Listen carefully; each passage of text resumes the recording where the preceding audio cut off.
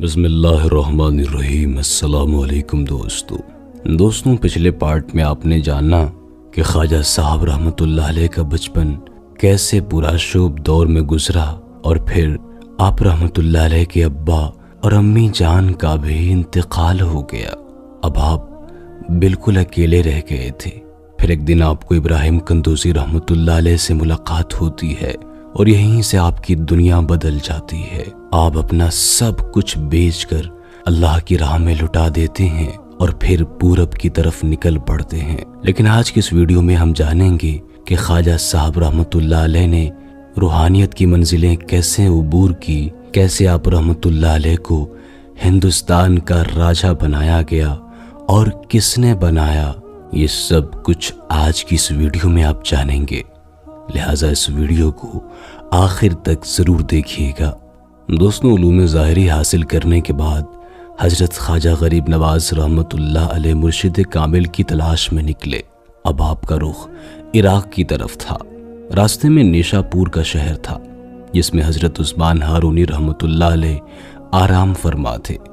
حضرت خواجہ معین الدین چشتی رحمۃ اللہ علیہ ابھی تک ایک عام طالب علم کی حیثیت سے حضرت عثمان ہارونی رحمۃ اللہ علیہ کی خدمت میں حاضر ہوتے رہے، مگر شیخ نے جب آپ کی طرف کوئی دھیان نہ دیا تو خواجہ صاحب کئی بار عقل نے فریب کیا کہ یہاں پر تیرے مقدر کا کچھ بھی نہیں ہے، کسی دوسرے آستانے پر چلا جا۔ خیالات کی یہ سرکشی بڑی خوفناک تھی، لیکن آپ نے ہمت سے اس پر قابو پا لیا اور مسلسل خواجہ عثمان ہارونی رحمۃ اللہ علیہ کی بارگاہ میں حاضری دیتے رہے۔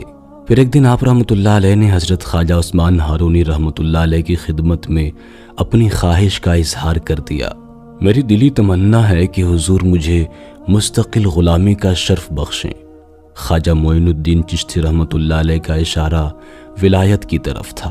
اس کے جواب میں حضرت خواجہ عثمان ہارونی رحمۃ اللہ علیہ نے فرمایا، اے بیٹا، مجھ سے اپنا ہی بوجھ نہیں اٹھتا تو پھر تمہارا بھاری بوجھ میں کیسے اٹھاؤں گا۔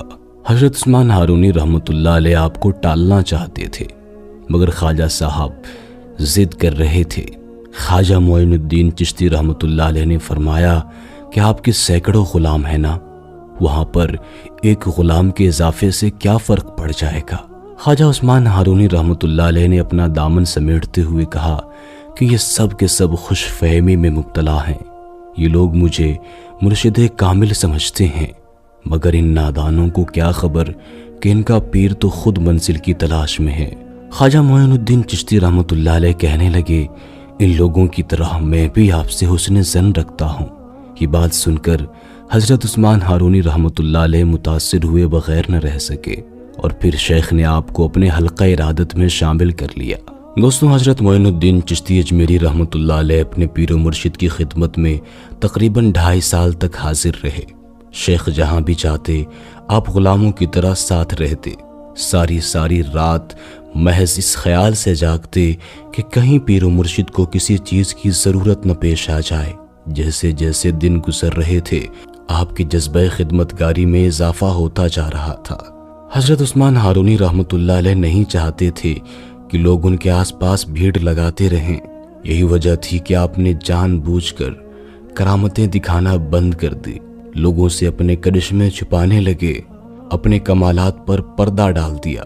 لوگ آپ کا نام سن کر دور دور سے آتے تھے، مگر جب شیخ سے کسی کرشمے اور کرامت کا اظہار نہ ہوتا تھا تو مایوس ہو کر لوٹ جاتے تھے۔ پھر یہ قصے عام ہونے لگے کہ حضرت عثمان ہارونی رحمۃ اللہ علیہ ایک دنیا دار شیخ ہیں، ان کا روحانیت سے کوئی تعلق نہیں ہے۔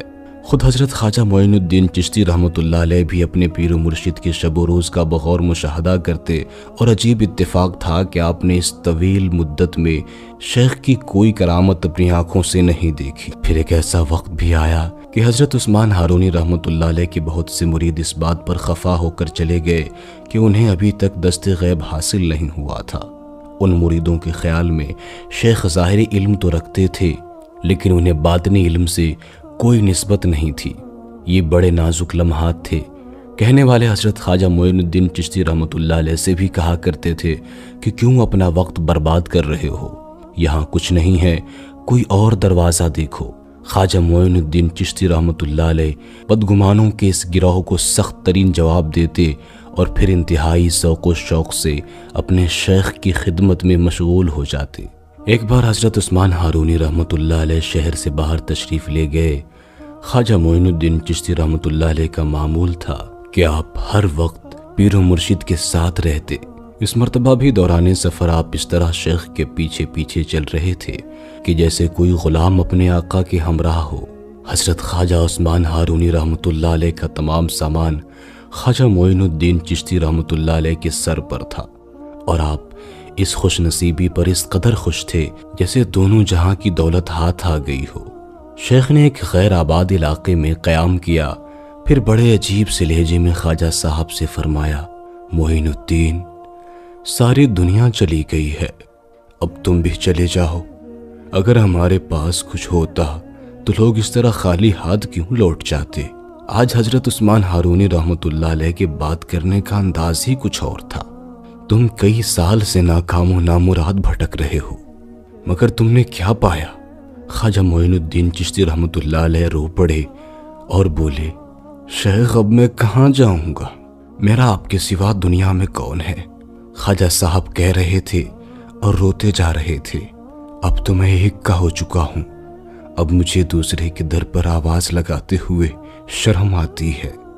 خواجہ معین الدین چشتی رحمۃ اللہ علیہ کا یہ جواب سن کر حضرت عثمان ہارونی رحمۃ اللہ علیہ بے قرار ہو گئے اور آپ کو سینے سے لگا کر انتہائی رقت آمیز لہجے میں دعا فرمائی، اے رب ذوالجلال، معین الدین کو قبول فرما لے، اس نے بے سر و سامانی کے باوجود مجھے نہیں چھوڑا، تو بھی اسے زمین پر تنہا نہ چھوڑ۔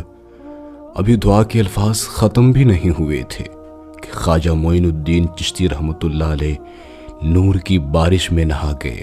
ایک تیز شعاع دل و دماغ کو روشن کرتی چلی گئی، یہاں تک کہ آپ کی آنکھوں کے سامنے سے تمام پردے اٹھ گئے۔ حضرت عثمان ہارونی رحمۃ اللہ علیہ نے آپ کو الگ کرتے ہوئے پوچھا، معین الدین بتاؤ کیا دیکھ رہے ہو؟ خواجہ صاحب رحمۃ اللہ علیہ نے جواب دیا، شیخ کے صدقے میں عرش سے لے کر تحت الثری تک دیکھ پا رہا ہوں۔ خواجہ صاحب زارو قطار رونے لگے۔ پھر شیخ نے فرمایا، اللہ کا شکر ہے کہ تم سیراب ہو گئے، ورنہ عشق کے جنگل میں لوگ ایک ایک بوند کو بھی ترس جاتے ہیں۔ پھر دونوں سفر کا ارادہ کر کے واپس نیشا پور تشریف لے آئے۔ دوستوں، در حقیقت یہ حضرت خواجہ معین الدین چشتی رحمۃ اللہ علیہ کی ایک لمبی آزمائش تھی جو کہ کم و بیش 2.5 سال تک چلتی رہی۔ دیکھنا تھا کہ خواجہ غریب نواز رحمۃ اللہ علیہ اپنے پیر و مرشد حضرت خواجہ عثمان ہارونی رحمۃ اللہ علیہ سے کس قدر محبت کرتے ہیں۔ اور جب یہ 2.5 سال گزر گیا تو اس کے بعد حضرت عثمان ہارونی رحمۃ اللہ علیہ سے بے شمار کرامات ظاہر ہوئی، اور پھر وہ تمام لوگ جو آپ رحمۃ اللہ علیہ کو چھوڑ کر چلے گئے تھے سب لوٹ آئے۔ ہزاروں افراد نے ایک نگاہ کرم کی بھیک مانگی، مگر حضرت خواجہ عثمان ہارونی رحمۃ اللہ علیہ یہی فرماتے رہے، جو کچھ میرے پاس تھا میں نے سب معین الدین کے حوالے کر دیا ہے۔ اس سلسلے میں ایک روایت یہ بھی ہے کہ حضرت عثمان ہارونی رحمۃ اللہ علیہ حضرت خواجہ غریب نواز رحمۃ اللہ علیہ کو لے کر مکہ مکرمہ میں حاضر ہوئے، اور خانہ کعبہ کا طواف کرنے کے بعد شیخ نے بلند آواز میں فرمایا، الہی، معین الدین حاضر ہے، اپنے اس عاجز بندے کو شرف قبولیت عطا فرما۔ جواب میں غیب سے ایک آواز سنائی دی، ہم نے اسے قبول کر لیا ہے، بے شک یہ معین الدین ہے، یعنی دین کا مددگار ہے۔ مکہ مکرمہ میں ٹھہرنے کے بعد شیخ عثمان ہارونی رحمۃ اللہ علیہ حضرت خواجہ غریب نواز رحمۃ اللہ علیہ کو لے کر نبی اکرم صلی اللہ تعالیٰ علیہ وآلہ وسلم کے دربار میں مدینہ شریف حاضر ہوئے۔ پھر جیسے ہی سرکار مدینہ صلی اللہ تعالیٰ علیہ وآلہ وسلم کے قریب پہنچے، شیخ کامل عثمان ہارونی رحمۃ اللہ علیہ نے خواجہ معین الدین چشتی رحمۃ اللہ علیہ کو حکم دیا، آقائے نامدار صلی اللہ تعالیٰ علیہ وآلہ وسلم کے حضور سلام پیش کرو۔ حضرت خواجہ معین الدین چشتی اجمیری رحمۃ اللہ علیہ نے گداز قلب کے ساتھ لرزتی ہوئی آواز میں کہا، السلام علیکم یا سید المرسلین، یعنی اے رسولوں کے سردار، آپ پر سلامتی ہو۔ جب آپ رحمۃ اللہ علیہ نے سلام کیا تو وہاں موجود تمام لوگوں نے سنا کہ رسول اکرم صلی اللہ تعالیٰ علیہ وآلہ وسلم کی بارگاہ سے جواب آیا، وعلیکم السلام یا سلطان الہند، یعنی اے ہندوستان کے بادشاہ، تم پر بھی اللہ کی سلامتی ہو۔ اس کے بعد شیخ نے حضرت خواجہ صاحب کو مبارکباد دیتے ہوئے فرمایا، معین الدین تم بہت خوش نصیب ہو، تمہیں دونوں مقامات پر قبولیت کی سند عطا ہوئی ہے۔ آنے والے دور میں ہندوستان کے بت خانے تمہاری سرگرمیوں کا مرکز بنیں گے۔ اگرچہ وہاں کفر کی گہری تاریکی ابھی پھیلی ہوئی ہے، لیکن آخرکار تم وہاں اسلام کا چراغ روشن کرنے میں کامیاب ہو جاؤ گے، اور اتنے بڑے ملک میں تم ہی بادشاہ کہلاؤ گے جسے دربار رسول صلی اللہ تعالیٰ علیہ وآلہ وسلم سے بادشاہت کا تاج بخشا گیا ہو، وہ ہند کے تمام بادشاہوں پر غالب آ کر ہی رہے گا۔ شیخ کا فرمان سننے کے بعد خواجہ صاحب رحمۃ اللہ علیہ نے مدینہ شریف کی مٹی کو چوم لیا اور روضہ رسول صلی اللہ تعالیٰ علیہ وآلہ وسلم کی جالیاں پکڑ کر رونے لگے۔ روتے روتے یہ حالت ہوئی کہ آپ کی ہچکیاں بند گئی، اور اس یاہوساری کے درمیان حضرت خواجہ صاحب نے لرزتی ہوئی آواز میں کہا، تیرا غلام ہوں اسی لیے تو بادشاہ کہلاتا ہوں۔ دوستو، ہم خواجہ صاحب رحمۃ اللہ علیہ کی زندگی پر کئی پارٹس میں ویڈیوز اپنے چینل پر اپلوڈ کریں گے۔ اگر آپ نے پہلا پارٹ نہیں دیکھا تو ضرور دیکھ لیجئے، یہ دوسرا پارٹ تھا۔ اس ویڈیو کو لائک کرتے ہوئے دوستوں کے ساتھ ضرور شیئر کیجئے، تاکہ جو لوگ خواجہ صاحب رحمۃ اللہ علیہ سے محبت کرتے ہیں وہ خواجہ صاحب کے بارے میں جان سکیں۔